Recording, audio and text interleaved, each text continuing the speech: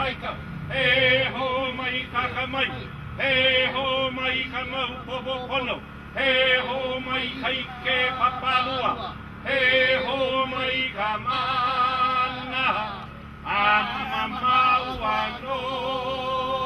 hey. There is a new Safeway that is being developed at this time, and it's within the footprint of the proposed development of the Safeway store that they found significant skeletal remains. And our real direct contact with these kupuna who are on the other side of the veil has been Auntie Claire.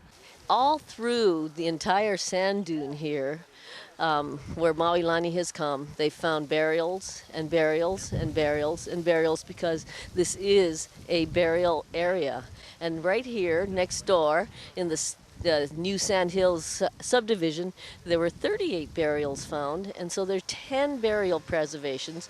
And then you hop over the cement wall, and there you'll be standing in Safeway, and at that site where they want to put their Safeway store, there were 11 burials found and a layer of bones which contain bones of children.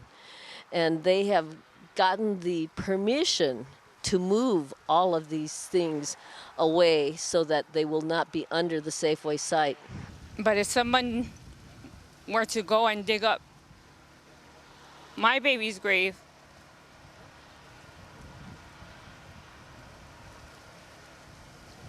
although he does have a marker on his headstone, I just don't believe that that's right. Maybe 100 years later, as we know, a lot of our kupuna don't have headstones. Their markers weren't there. This is part of what we need to be doing, and it's to be that voice, because our voices aren't being heard. Here in this particular area, it's been reported by the Burial Council that at least 12 burials have been discovered right in this area. One of the burials that was brought to our attention is a burial we think belongs to a chief because they found the dog anklets and bracelets, and it's within this complex here. They expect that as excavation continues, that they're going to find more kupuna.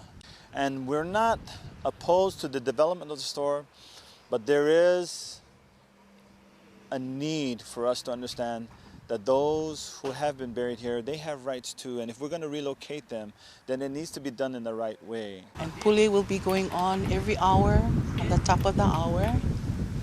And this is in respect to our kupunas that have passed on.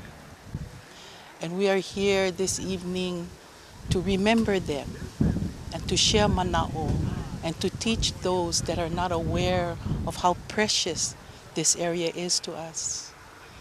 Kupuna Iwi Kupuna Vigil is the name of this place. This whole area from Maui Lani on down used to be known as Pu'u'one Kahalu'u, otherwise also known as the Sand Hills of Ka'alu'u.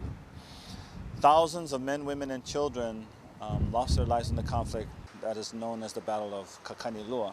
Most notably are the 1,600 Alapa and Pi'ipi'i warriors who fought under Kalani'opu'u. So as a result of that conflict, many of our kupuna who lost their lives in the battle, as a result of the battle, are buried here along Waikapu Common, all the way out to Kihei.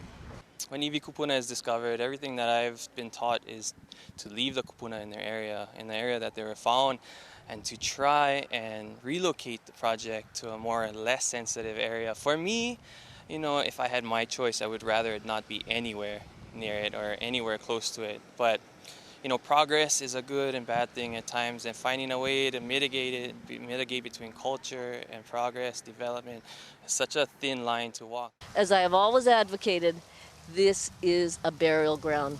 I'm not quite sure how or why we would need to build shopping centers in the burial grounds, or if that's the wisest thing to do.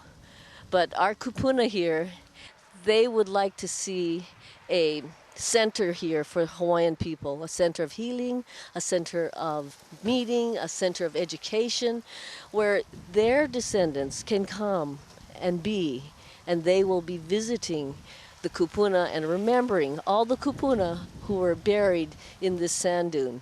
But I have not been able to get the developer to see the logic of this. If you're in a burial ground and then respecting them, what a great honor it would be to have our modern times and our old times meet, especially for the descendants of these Iwi Kupuna. For me, this is the most important thing, is that the kupuna here rest peacefully, and that they can continue to guide us, their descendants, and the people who have come to live in this area. My mana'o is that I hope that everybody out there who has a deep sense of our culture, our people, the way we live, that they join us in our efforts to help preserve and protect not just the skeletal remains of our ancestors, but their rights also. The dead are not dead and gone, that they're still living, their spirit lives on, and if their spirits live on, then their rights live on. And our kuleana, to help defend and protect that, lives on with them.